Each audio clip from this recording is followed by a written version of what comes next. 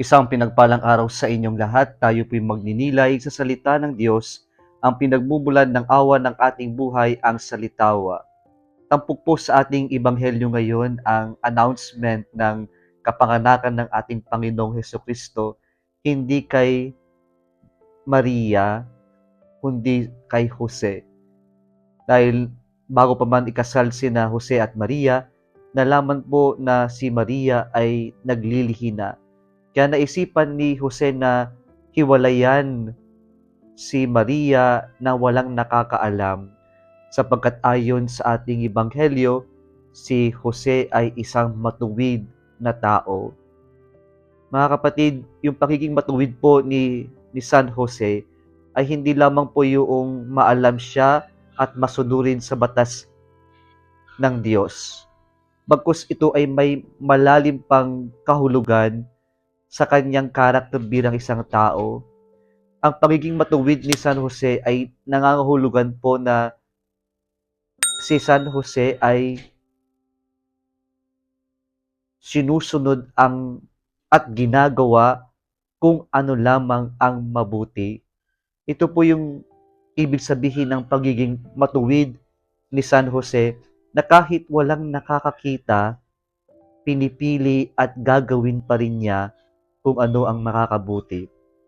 Sa sitwasyon na ito, ayaw niyang malagay sa kahihiyan si Maria, at higit sa lahat, kapag nalaman na si Maria ay naglilihi na bago pa sila ikasal, baka ito'y mga hulugan ng adultery at ito ay mayroong mabigat na kaparusahan. Ito yung ayaw mangyari ni San Jose kay Maria, sapagkat ang adultery sa kanilang batas ay papatawan ng death penalty, stoning to death. Kaya ito'y iniwasan ni San Jose at mas pinili na lang niya na gawin ang mas mabuti at makakabuti. Ngunit sa kanyang plano na nahiwalayan si Maria, ay nagpakita ang anghel upang i-anunsyo, sabihin na ito ay gawa ng Espiritu Santo ang daladala ni Maria, at ito ay ayon sa plano ng Diyos. At nang ito'y malaman ni San Jose, agad-agad ito'y kanyang sinunod. Ito yung pagiging matuwid, yung pinipili at ginagawa ang mabuti, at kapag ito'y mula sa Diyos, gagawin at gagawin ito, sapagkat ang obedience ay nagmumula yan sa pakikinig. Kaya nga ang obedience comes from the Latin word obedere, at ito ay nanggaling sa audere, to listen. So tayo ay makakasunod lamang sa kagustuhan ng Diyos kapag tayo'y marunong makinig. Ito yung pagiging matuwid ni San Jose.